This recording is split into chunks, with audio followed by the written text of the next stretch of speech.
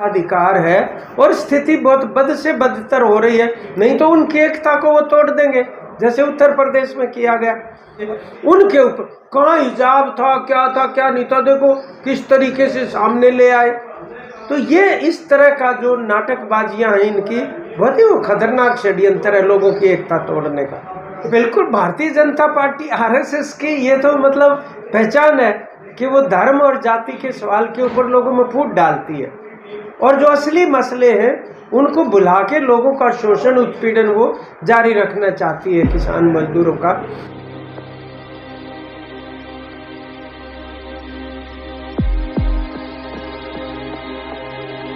जी नमस्कार, अपना परिचय दीजिए। मैं इंद्रजीत सिंह, वाइस प्रेसिडेंट अखिल भारतीय किसान सभा हरियाणा। जी इंद्र जी, क्या विषय है, किस विषय पे आज आप चर्चा करने वाले हैं? हमारी जो आज किसानों की जो समस्याएं जिस तरीके से बढ़ रही हैं, आंदोलन खत्म होने के बावजूद भी उनके ऊपर हस्तक्षेप करने के लिए और उसके ऊपर गतिविधियां करने की रणनीति बनाने के लिए ये राज्य कमेटी की मीटिंग आज बुलाई है। जी आपको पता है कि कई स्तरों के ऊपर अभी मुकदमे लटके हुए हैं जो कि सरकार ने आश्वासन दिया था वापस लेने का। इसी प्रकार से फसलों का मुआवजा दिए जाने में भारी अनियमितताएं हैं और ऐसा लगता है जैसे सरकार ने ये निश्चय ही कर लिया है चाहे कितना ही भी खराबा हो उसको 25% से कम दिखाओ ताकि मुआवजा ही ना देना पड़े। तो ये शिकायतें जगह जगह से निरंतर अब आने लग रही हैं, उसको लेकर भी हमें आवाज़ उठानी पड़ेगी। फिर हमारा जो न्यूनतम समर्थन मूल्य के सवाल के ऊपर जो आंदोलन को निलंबित करते वक्त ये था कि एक कमेटी बने।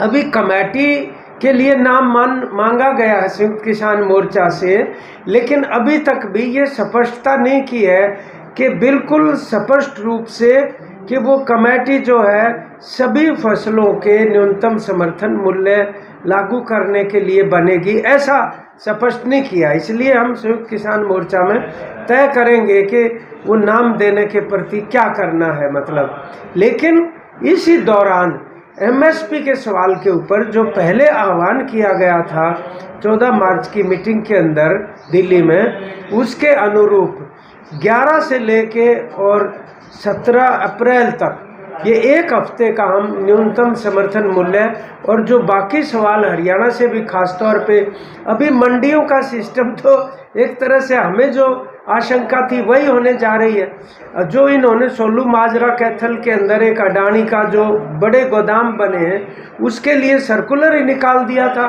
कि कुरुक्षेत्र और कैथल की मंडियों में कोई खरीद नहीं होगी, बोरियां नहीं खरीदी जाए बारदाना, और सीधा जो है अडानी के साइलों में अनाज डलेगा। लेकिन बाद में दबाव पड़ने के बाद उन्होंने उसमें 18 तारीख को एक संशोधन किया और ये किया है कि किसान की मर्जी, वो साइलों में भी डाल सकता है और वो मंडी के अंदर भी ला सकता है। लेकिन उनकी नीयत साफ हो गई है जिससे कि न केवल किसानों को तकलीफ आएगी, लंबी लंबी लाइनें बनेंगी, मन मर्जी से वो नमी के हिसाब किताब से काटेंगे, लेकिन मजदूरों का और उन तमाम लोगों का जो मंडी के साथ आजीविका जुड़ी हुई है वो पूरी तरह से ठप हो जाएगी। ये भी हमारे सामने सवाल है। बिजली के कनेक्शन अभी वापस नहीं मिले हैं। इसी प्रकार से ये बीबीएमबी और दूसरे सवाल खड़े हो गए जिसको लेके मोहाली में हम इकट्ठा पंजाब और हरियाणा ने करके और गवर्नर को ज्ञापन दे के आए थे। अब चंडीगढ़ का सवाल खड़ा हो गया, वो कर्मचारियों को केंद्र सरकार ने अपने हाथ में ले लिया। तो ये हरियाणा और पंजाब का 60 और 40 के अनुपात में कर्मचारियों का वहाँ पर तैनाती होती थी। तो ये केंद्र जो है वो तमाम राज्यों की शक्तियों को इकट्ठा अपने हाथ में ले रहा है। यही बात बीबीएमबी और चंडीगढ़ के संबंध में भी है। तो ये ऐसे सवाल हैं जो अभी तक भी खड़े। और इसके अलावा जो आंगनबाड़ी का हमने कल मीटिंग की थी, अभी 3 तारीख को परसों रोहतक के अंदर फिर मीटिंग करेंगे और 3 को ये तय करेंगे कि इन सवालों के ऊपर हरियाणा का संयुक्त किसान मोर्चा वो क्या गतिविधियां करेगा। हम अभी उसका विस्तार करते जा रहे हैं।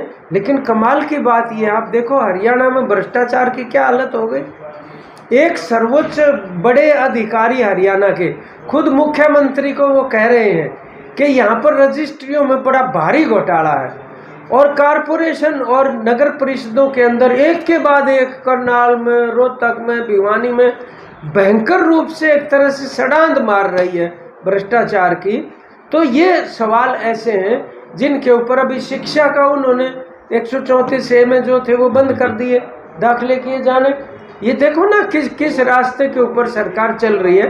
तो हमारे सामने ये कार्यक्रम अभी बना के और हम आवाज़ उठाने की योजना बना के गांव-गांव जाके और इसके ऊपर लामबंदियां करेंगे आंदोलन के। जी, एक अभी सुनने में आ रहा था कि जो पुरानी फसलों के जो मुआवजे हैं, जो खराब फसलों के मुआवजे है, जो बात आ रही थी वो बात नहीं दिख रही है सरकार के द्वारा। उसका विरोध करते हुए 4 अप्रैल को जो रैली है, 5 अप्रैल को नारनौत की जो रैली है दुष्यंत चौटाला की, क्या वो आप उसके विरोध में भी उतरेंगे? नहीं, वो हमारा एक शांतिपूर्ण प्रतिरोध है क्योंकि वो उस विभाग के संबंधित मिनिस्टर है और यहाँ जो उन्होंने बातचीत करने के लिए एक बार जैसे बुलाया था, वो बहुत ही अजीब बात है कि कोई ढंग से उन्होंने ना तो बातचीत करी, तो अब उन किसानों के सामने तो कोई रास्ता ही नहीं, इसलिए शांतिपूर्ण ढंग से उनके आगमन का विरोध करेंगे। और जो भी ये इस तरीके का व्यवहार करते रहे तो आने वाले समय में किसानों के सामने और कोई चारा नहीं रहे। देखो ना, 4 महीने हो गए, ये आंगनबाड़ी की महिला, ये भी तो किसानों के ही बच्चे हैं, मजदूरों के। हद हो गई, मतलब सरकार अपनी घोषणाओं को लागू नहीं कर रही और 800 से ज़्यादा टर्मिनेट किए जा चुके हैं। मगर सरकार तो बड़े बड़े दावा करती है, मैं उन दावों को कैसे स्पष्ट करेंगे? बात तो आपने भ्रष्टाचार की भी करी है। कह रहा हूँ कि कोई भी सरकार किसी भी दावे की पुष्टि करके दिखा दे कि चौतरफा रूप में फेलियर है इनकी, एक भी मुद्दा ऐसा बता दो जो उसको उपलब्धि के तौर पर पेश कर दे, वो चाहे वो उद्योग के, चाहे भ्रष्टाचार के, चाहे बेरोजगारी के सवाल के ऊपर। अब बताएं ना कि भाई हमने महंगाई का सवाल है, अब किसी भी मोर्चे के ऊपर उनकी एक भी उपलब्धि साफ नहीं है। तो हम दूसरे तबकों के साथ भी मिलकर इस आंदोलन की व्यापकता करेंगे। तो मुख्य मांग से आप इस आंदोलन को बढ़ाने जा रहे हैं? बिल्कुल बिल्कुल, आंदोलन का विस्तार करेंगे और हम अपने संगठन की मजबूती के लिए भी किसान सभा का अभियान चल रहा है, सदस्यता का, और इकाइयाँ गठित करेंगे गांव-गांव के अंदर। जी, कोई अपील करना चाहेंगे चैनल के माध्यम से? नहीं, अपील हम आपके चैनल के माध्यम से जनता को यही करेंगे कि कम से कम सरकार के सामने खड़े होकर सवाल तो करें। आज देखिए ना कि क्या बनेगा, ये जो लड़के लड़कियां पढ़े लिखे हैं, तो उनसे भी हम ये कहते हैं कि अपनी एकता को मजबूत करके रोजगार का जो अधिकार है उसको प्राप्त करने के लिए आवाज़ उठाएं। और किसानों के बेटा बेटियां हैं, इन सब को एक मंच पे आने की जरूरत है, ये अपील हम उनको करते हैं। मतलब आप ये कह रहे हैं आम जन को भी सरकार के आगे सवाल करने चाहिए? बिल्कुल सवाल करने चाहिए, ये उनका अधिकार है। और स्थिति बहुत बद से बदतर हो रही है, नहीं तो उनकी एकता को वो तोड़ देंगे जैसे उत्तर प्रदेश में किया गया।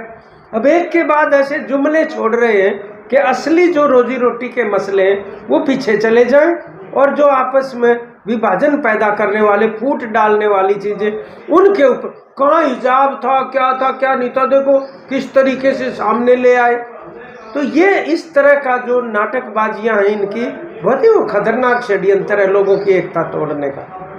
मतलब आपके द्वारा यही कहा जा रहा है कि सरकार का एक बहुत खतरनाक षड्यंत्र रचा जा रहा है? नहीं, बिल्कुल, भारतीय जनता पार्टी आरएसएस की ये तो मतलब पहचान है कि वो धर्म और जाति के सवाल के ऊपर लोगों में फूट डालती है और जो असली मसले हैं उनको भुला के लोगों का शोषण उत्पीड़न वो जारी रखना चाहती है किसान मजदूरों का। इससे देश की एकता भी कमजोर होती है। इस संदेश को भी लेके हम जन जन तक जाएंगे और इसको कामयाब नहीं होने देंगे जो ये लड़ाना चाहते हैं इस तरह से।